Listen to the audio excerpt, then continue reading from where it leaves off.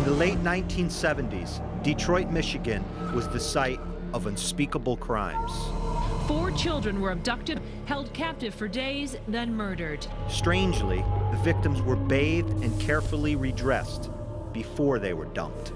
I'm taking a fresh look at this horrific case, uncovering a secret history of pedophilia, questionable suicide, and a possible cover-up. It's all about money and power. And how do you get to the bottom of it? He was in hell. It's not too late to bring the babysitter killer to justice. I'm M. William Phelps, best-selling crime author, and I have an obsession: serial killer, cold cases. Now, nearly 10 years later, investigators say they still need the public's help. For me, it's personal. My sister-in-law was murdered, and her killer has never been caught. These killers are still out there. Their victims deserve justice, and just one new clue could make all the difference.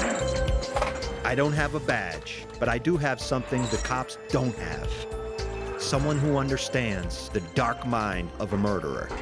Boy, I'm telling you, nobody can hear her scream. Because he is one.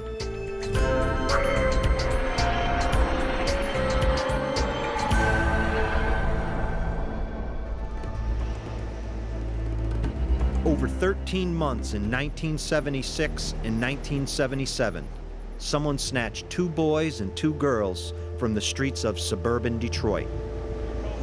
He held them prisoner for days, sexually molesting the boys before finally killing them. Then he left their bodies carefully washed and dressed to be discovered on area roadsides. That's why people call him the babysitter killer. He's never been caught, so I'm taking up the hunt. But first, I'm meeting with criminal profiler John Kelly to learn more about the predator I'm chasing.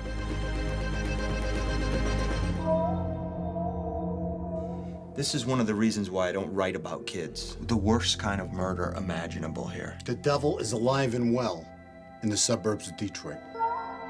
In his long career, Kelly has seen every kind of killer under the sun.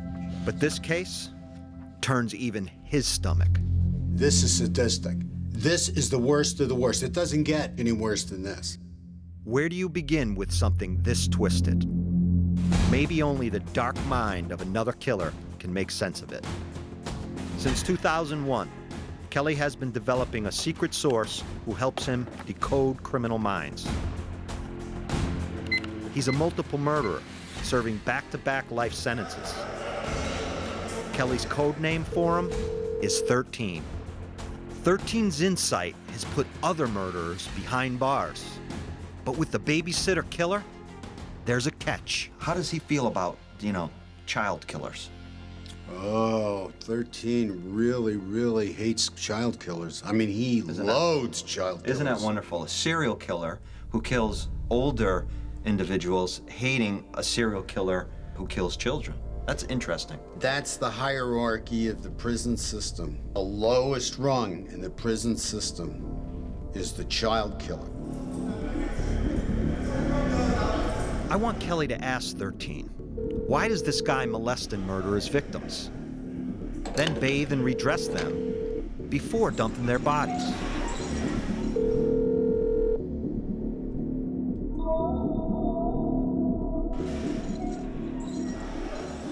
You've reached the state prison. Please wait. Okay, John. Oak Park, Michigan, the serial killer up there. This guy killed 4 children. They're just objects to him, these kids. Yeah. If he looked at those as children, I don't think he'd ever be able to harm them. They were just a piece of meat. Okay. Just another piece of meat. Piece of meat for him to get sexually gratified? To dehumanize them in such a way. What he did is he washed them and he cleaned their clothes and he pressed their clothes and then he posed them to be found after he killed him. Again, he didn't try to hide the body. Yeah, that's a lot of remorse. Wait a minute. A killer with compassion?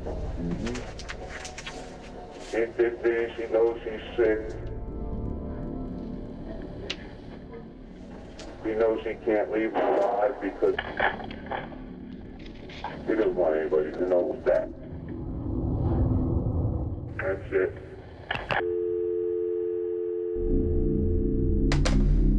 Is 13 correct? That the ritualized washing, dressing, and posing is a sign of remorse? Well, you know, it was very surprising and even shocking for me to hear remorse come out of his mouth. These kinds of guys usually don't feel remorse.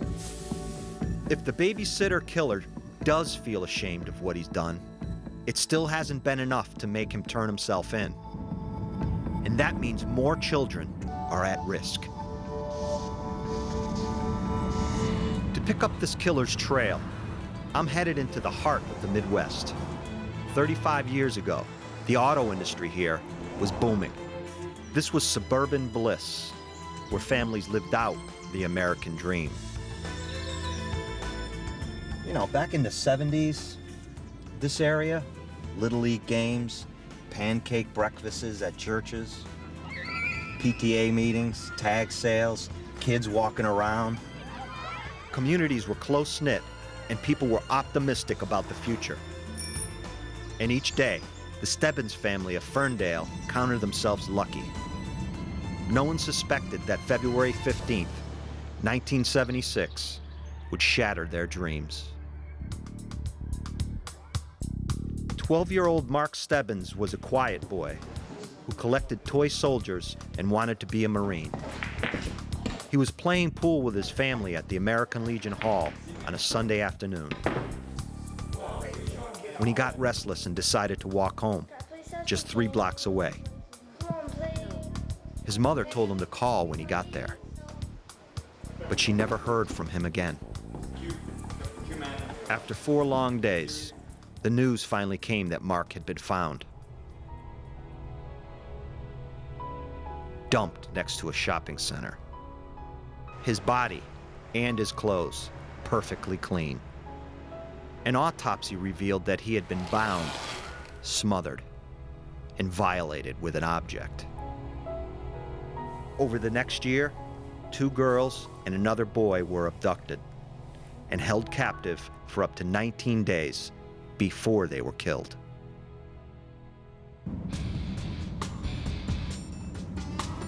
I'm here at the corner of Maple and Woodward in Birmingham, where the 4th victim, Timothy King, was abducted.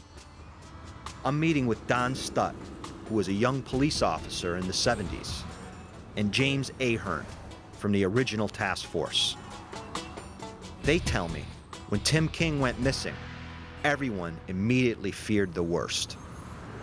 Based on the prior 3 cases, in my mind, it was something much more than a typical 11-year-old runaway. So I called our chief of police at the time, Jerry Tobin, and I said, we have a problem. In the meantime, he got together a lot of other area jurisdictions, including the sheriff's department. And by daylight, they had about 200 police officers and sheriff's deputies. Wow. The search went into overdrive as police stopped cars and pedestrians at random. Even the public joined the hunt.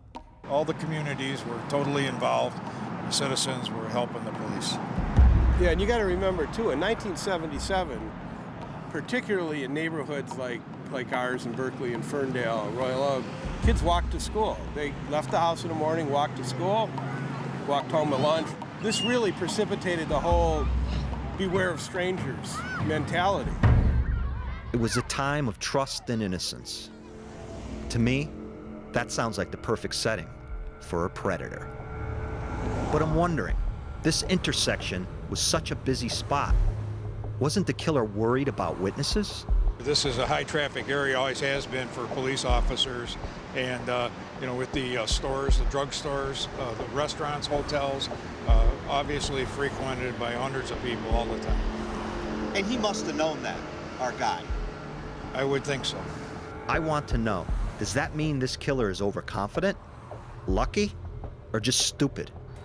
I'm meeting again with my profiling contact, John Kelly, to get his take on it. Let me tell you, he's really taunting law enforcement. He's dumping these kids and posing them right under the cops' nose in affluent neighborhoods. By posing, he means when a killer lays out bodies in a particular way. The babysitter killer smothered his victims, cleaned and redressed them, then posed them as though they had never been harmed. In my mind, he's saying, here's your child back, better than when I got him.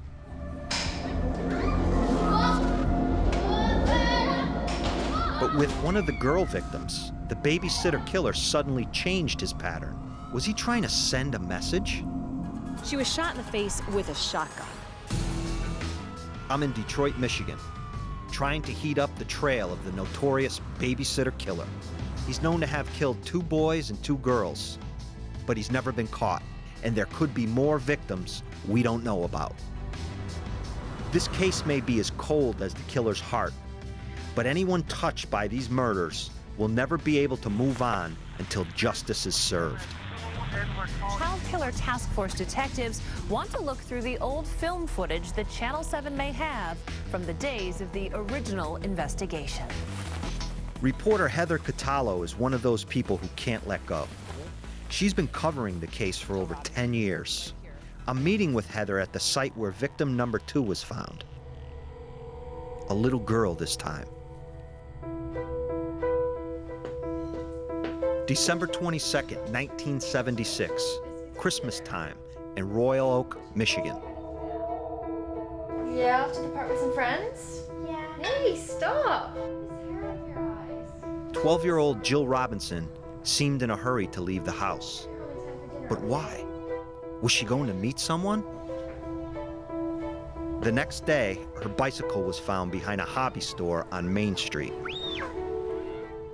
Then, the day after Christmas, a driver heading out of town on the interstate spotted something by the road. A young girl lying on her side, fully clothed and still wearing her backpack. Then, the driver saw Jill's face. She had been shot at point-blank range with a shotgun. The other victims were smothered. I asked Heather Catallo why she thinks the killer shot Jill. In all my years of covering this case, I've never really been able to get a really clear answer. Now, one thinking is, could she have been suffocated? Perhaps she wasn't all the way dead, and the killer panicked at the last minute. Right. Or something must have happened, because it was certainly very different from the other MOs with the other children. Yeah, I mean, for me, even her being a female is very different for a guy who goes after pre-pubescent boys. The killer's first victim was a boy, and usually child killers stick to one gender. But this guy's taking both. At first glance, it doesn't seem to add up.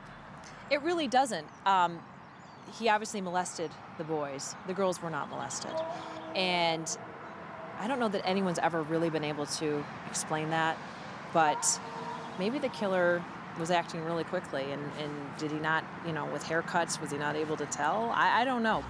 Heather says the killer left clues for law enforcement. All of the victims were left along busy roadsides.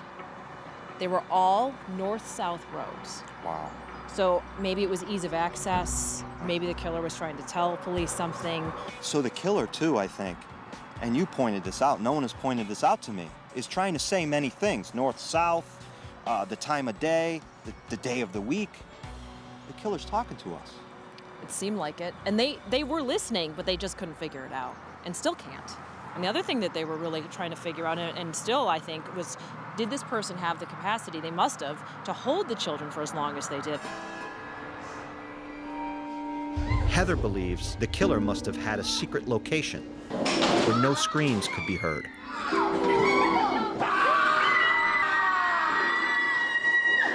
And finally, in 2005, authorities zeroed in on a suspect who had exactly that.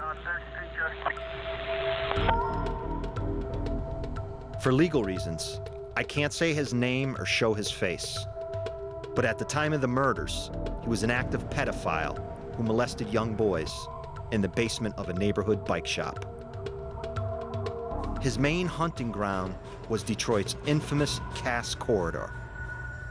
The Cass Corridor is sort of this area where a lot of not so good things happen. And apparently back in that time frame, there was quite a ring where pedophiles would hang out with kids, take pictures, that kind of thing with child pornography. Police believe the man was at the center of this ring of child predators. And they soon found more reasons to suspect he could be the babysitter killer. He apparently moved to Ohio in about 1978, which is after the murder stopped. So that sort of piqued people's interest. Then, years later, he said something to a friend, also a pedophile, that he would live to regret, because the friend told the police. He said, hey, doesn't this picture showing a picture of a child, doesn't this look like the King boy, or something to that effect? Now, not saying it was Timothy King, but something like that. And so, of course, then all the task force members started really going after this guy. Why would he be talking about one of the babysitter killer's victims years after the murders? I want to learn more about this suspect, so I'm meeting with the cop who interrogated him, retired Michigan Police Sergeant Ray Anger. I interviewed him for 3 hours. He confessed to all the kids that he molested. How many? There was at least a dozen. About what kid it was, what he did, and where he did it, and when he did it. He knew he was going to prison forever in Ohio. He was not getting out. He was gone. Then, Ray made him an unbelievable offer. If he agreed to take a lie detector test about the babysitter murders, he could get this special deal. I told him, I says, I'm authorized to give you this deal. You can go to any prison you want in the United States under a different name, and no one will know who you are or why you're there. He says, I did not kill those kids or have anything to do with them. The suspect pled guilty to the molestation charges only and received 3 life sentences. Did he take the truth about the murders to prison with him? It's a question Ray asks himself every day. This case is more personal to him than other cops. The killer's 3rd victim was a friend of his son's. 10-year-old Christine Mihalich disappeared on January 2nd, 1977, just 1 week after victim number 2, Jill Robinson's body, was found.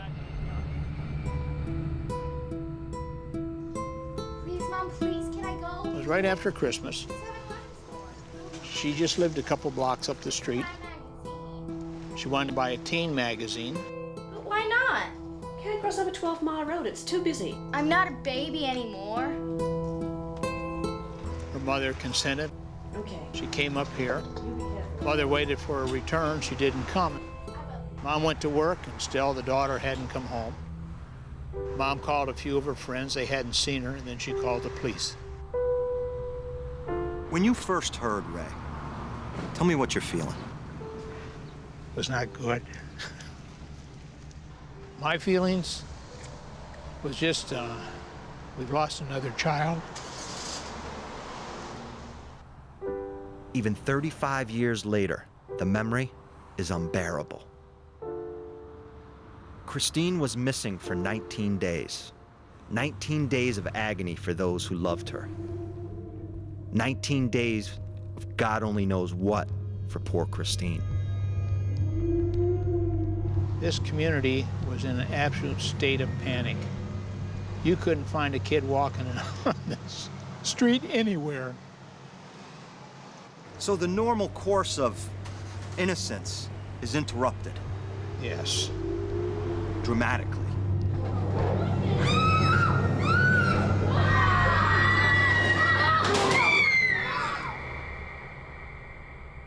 Was the Cass Corridor pedophile the babysitter killer? Me? I'm having doubts. Because that guy only went after boys. The babysitter took boys and girls. and I still don't know why. I need to talk to John Kelly again and see if his contact on the inside can help. What am I going to get out of him if we sit down with him again and ask about this? Why boys and girls? If you talk to 13 on this case, you're going to get feedback on a serial killer's experiences. Last time, 13 said this killer sees his victims as nothing but pieces of meat to gratify himself with. But the girls weren't sexually assaulted. Can he explain that? Okay, John. 2 boys and 2 girls.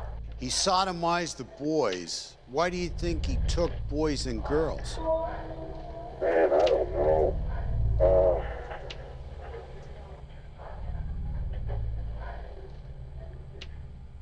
It's tough because you don't know whether this guy is homosexual, bisexual, or what. And why do you think he would sodomize them? I don't know. It seems crimes against children may be beyond 13's understanding. But then, Kelly asked him something I never expected. Can you tell me about your childhood and the trauma in your childhood?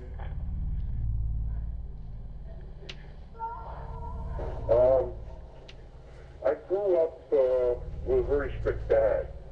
He had a very low threshold. If he'd get really upset, he'd come down with his belt and beat the hell out of us. Of course, I wasn't the nicest kid, and I was always getting into trouble. How did that make you feel? It hurts normal for us. It was normal in your house? Yes. It was a normally abusive house? That's it.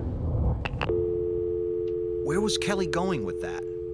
And why does it matter that 13 was abused? What can that tell me about the babysitter killer? Research bears it out that the majority of pedophiles were sexually abused as children. But also, research certainly bears out that the vast majority of serial killers were extremely abused as children.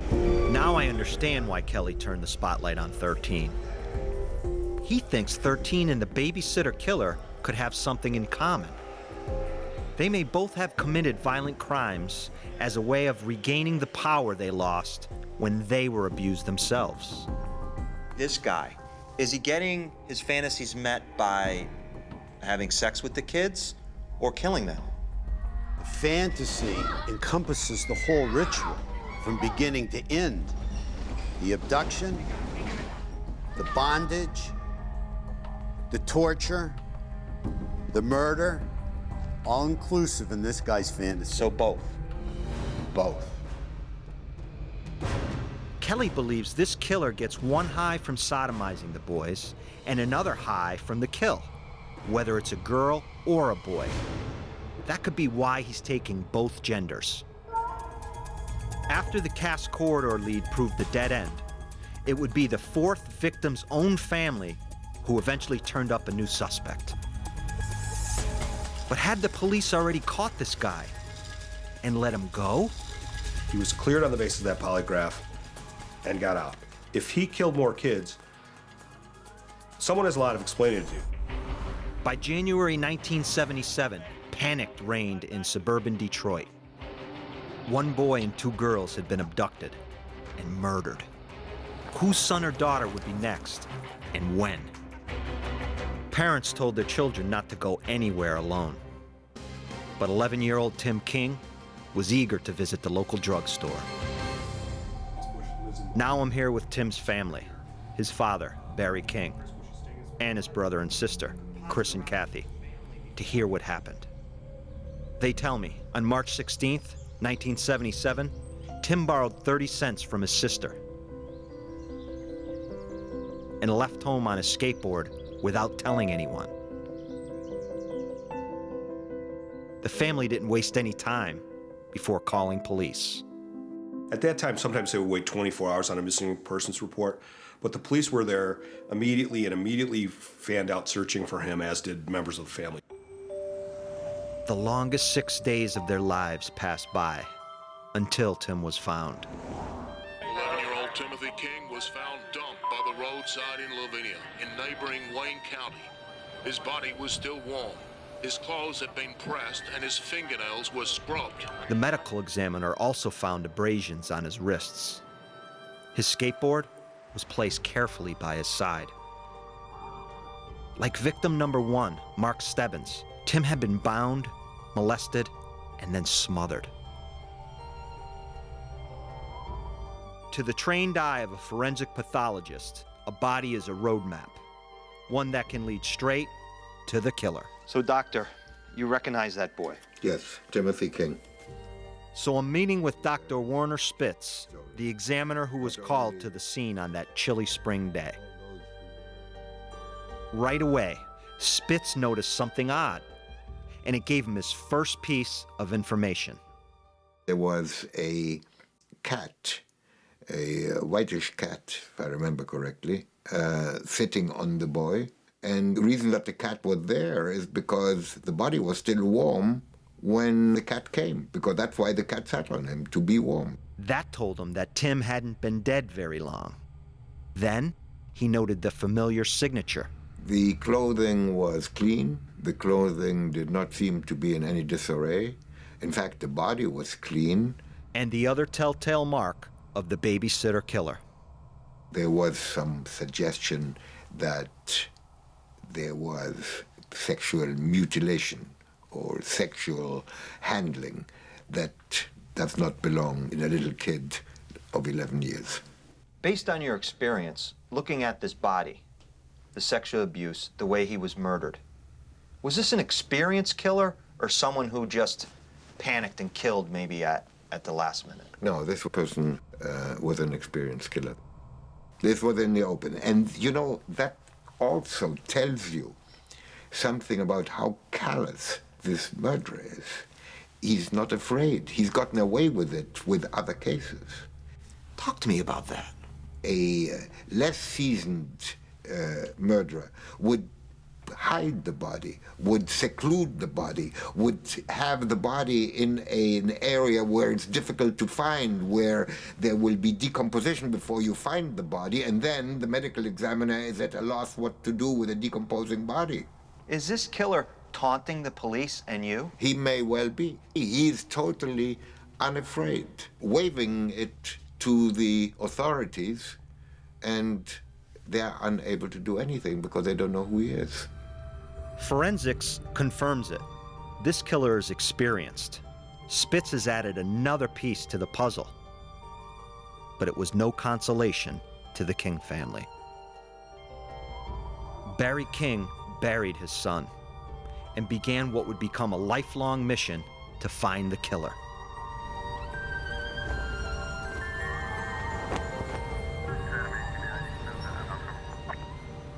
For the next 30 years, literally 30 years, everybody who called me with a tip, I turned it over to the police. And we just left it up to the police to resolve this case. But the leads ran cold. Everyone kept thinking, well, the manhunt is so active, this case will eventually be solved. But for more than 20 years, they told us we have no credible leads, we have no credible suspects. It's not going to be solved, basically, was the message. On the 30th anniversary of the murders, the family talked to police about raising awareness through the media. Finally, the cops told them they had a solid lead on a suspect, the Cass Corridor pedophile. So then they followed up and said, well, they did have a lead they thought was good. So they asked us just to wait a year or so until they could investigate and see if he was indeed the guy. So we agreed. We said, that's why we talked to you. We didn't want to impede anything. But we know where that went. The suspect took jail time for molestation charges, but refused to talk about the murders. Another dead end. Then, in the summer of 2006, Chris King got a phone call. A family friend, a polygrapher, had heard a startling confession from a colleague. The colleague claimed he had polygraphed a suspect in Michigan in 1977, who he believed was the babysitter killer. It was just weeks before Tim was killed, and the suspect was let go. Had police hidden a suspect from the King family for 30 years? Tim's sister Kathy passed on the tip to a detective she trusted. Days later, a detective called me and asked me if our family knew anyone by the last name of Bush who lived near our high school. And I said, no, that doesn't ring a bell, but I'll ask my family. Nothing rings a bell. I call my friend who's an attorney, and she goes on Ancestry.com and finds an H. Lee Bush who's got 4 sons, one of whom, Christopher Bush. Christopher Brian Bush was the son of a wealthy General Motors executive and a 4-time convicted pedophile who lived near the King family. In February 1977, Bush and 2 friends were charged with forcing up to 75 boys to engage in sodomy, oral sex, and pornographic photo shoots. While in custody, Bush was polygraphed in reference to the murder of victim number 1, Mark Stebbins, but then released on just a $1,000 bond. His 2 accomplices went to prison. The Kings believe Bush's powerful family pulled strings to get him off. He came from a rich family. Here's someone convicted 4 times of criminal sexual conduct with minors who's on the street. After taking the polygraph, Bush went back into the community. 1 month later, Tim King was killed. He was cleared on the basis of that polygraph and got out. If he killed more kids, someone has a lot of explaining to do.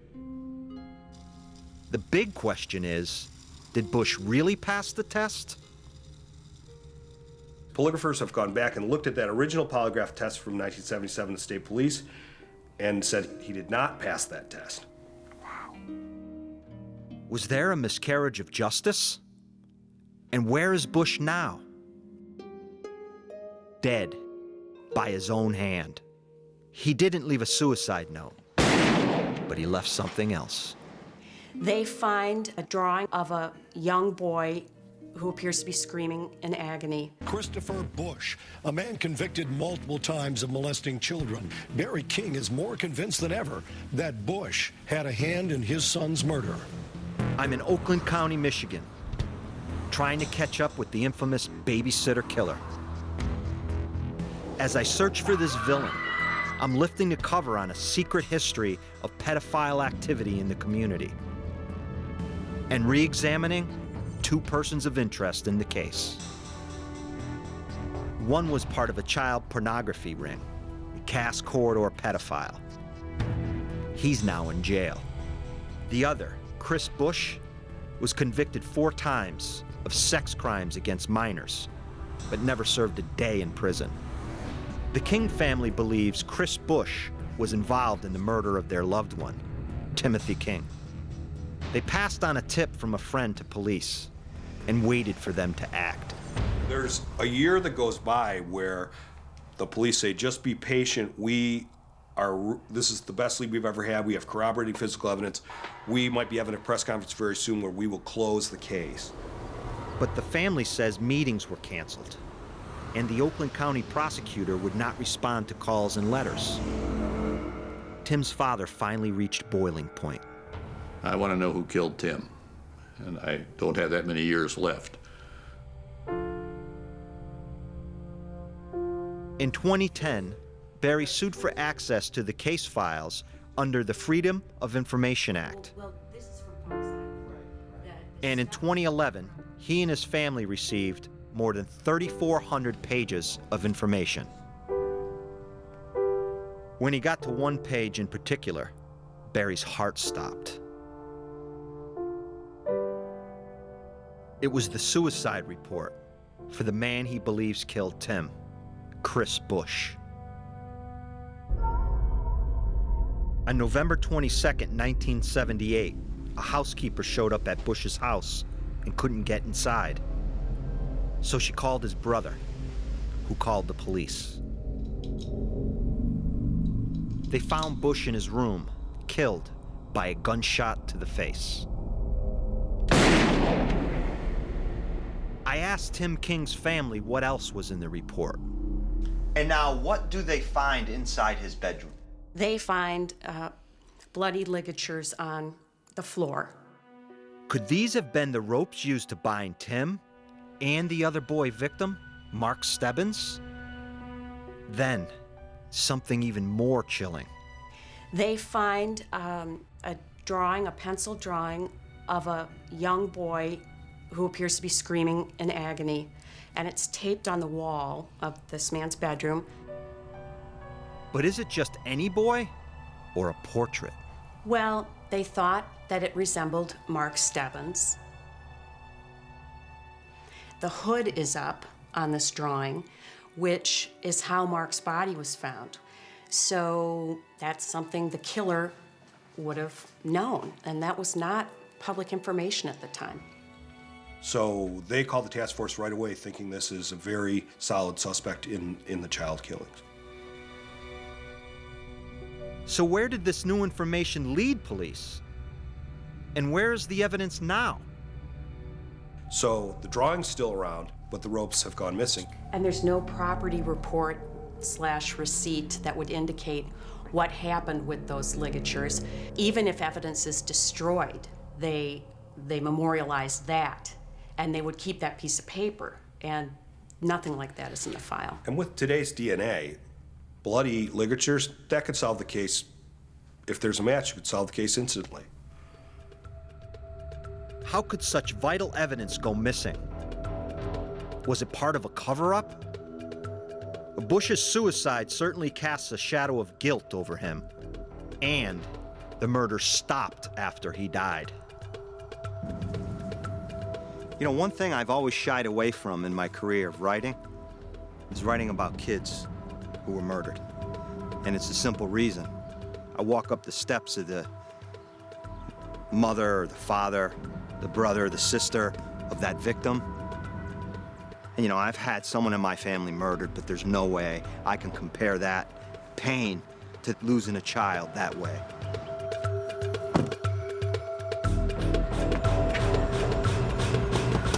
Someone who lives that pain every day is Mike Stebbins, brother of victim number 1, Mark Stebbins. Is that how you remember him? Yes, it is. That was his very last, I believe it was his school picture. Yeah, that's how I remember him. Mike remembers his brother walking out of the American Legion Hall so long ago. I kicked myself in the ass because I should have went with him, and I wanted to stay and play pool. And it's been 35 years for me, and I can't forget. I try to go on with my life, but you know, you can't forget. And then there's been this recent drawing. What do you think of that drawing? I don't want to see that again. I know what I think of it, but I don't know if I should say it. Say whatever you feel. I believe that's a drawing of him being sexually assaulted. You know, when I first saw that picture, you know, if my brother went through that for 4 days, he was in hell. These days, Mike says all he wants is an answer. What would solving this case mean to you?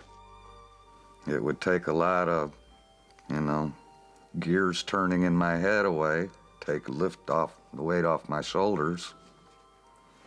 And what would you like to find out? I want to know who's the perp. If you could talk to him today, what would you say to him? Tell us what you know. Was Chris Bush Mark Stebbins' tormentor? The evidence suggests he was.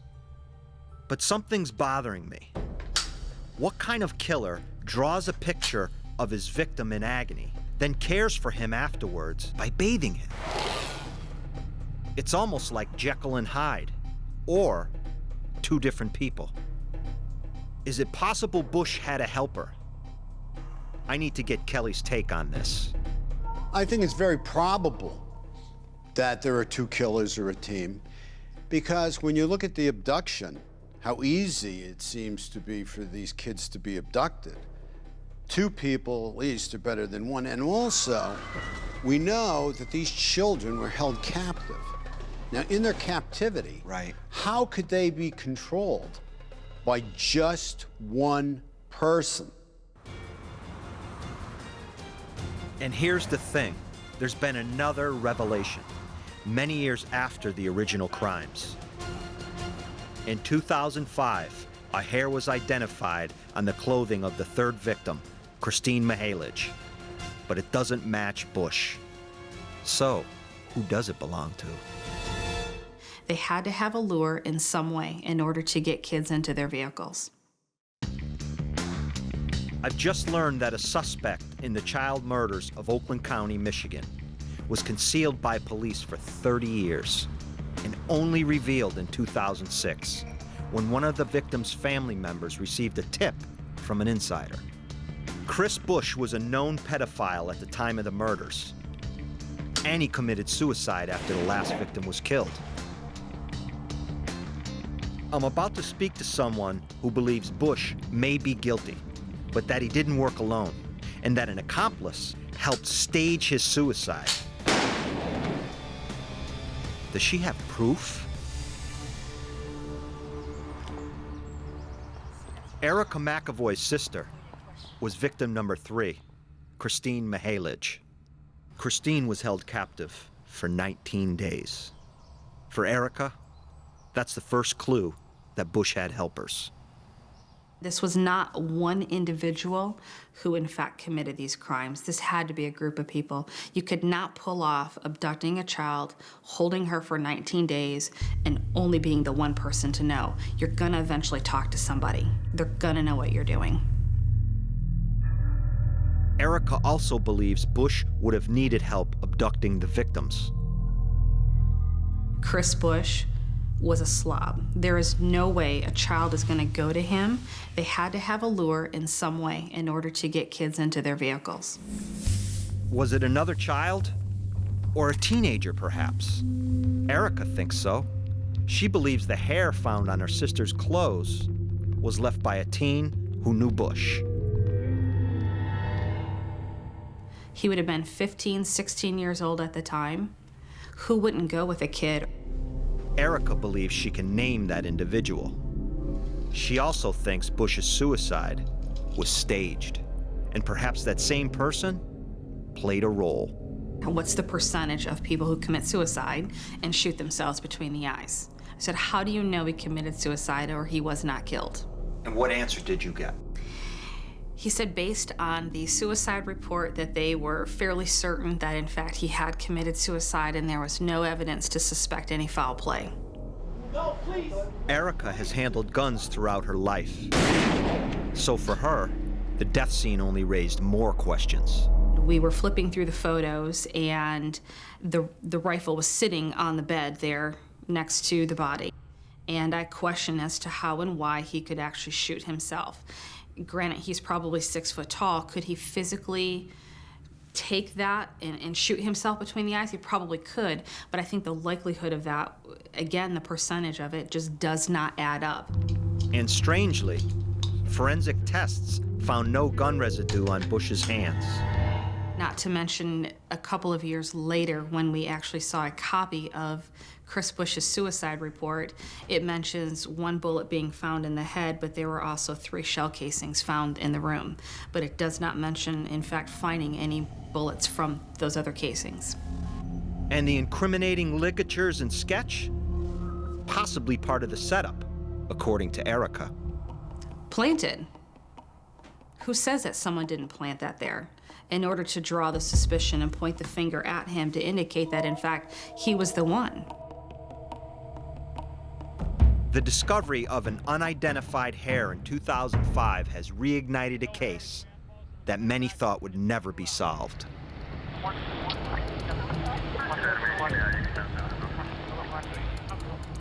And when they sent the clothes in 2005 to be re-examined by the Michigan State Police Department, they discovered this additional DNA. And that was when I first learned that, in fact, there was any sort of evidence that would give anything to link a living person or even a dead person at that point. Could it be the crucial physical evidence that links the killer or killers with one of the victims? The wheels of justice are starting to turn again. Michigan State Police are taking the new evidence seriously. DNA from the hair has been tested against Erica's person of interest. And it's a match. Has law enforcement found the killer? I'm meeting again with retired police sergeant Ray Anger to see what he knows. Apparently, Bush and he were friends, and the mitochondrial DNA matches him. Ray makes an important point. The quality of the hair, after so long, made a perfect DNA match impossible.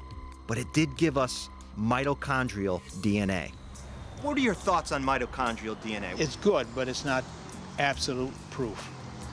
What it does is put you in the ballpark where the DNA that we are familiar with, it's like 1 out of 500 billion people, where the mitochondrial DNA says, okay, it's a certain percentage of this population.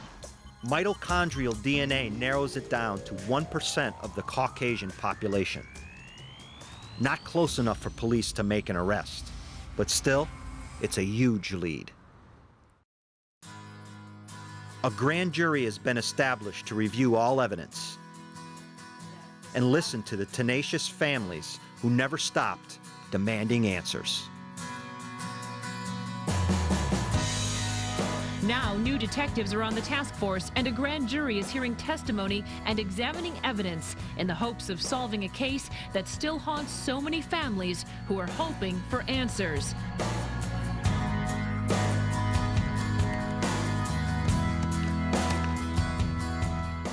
We can only hope police are finally closing in on the babysitter killer or killers. The families have waited a long time. They've shed too many tears, been frustrated beyond belief. It's time for the truth to come out.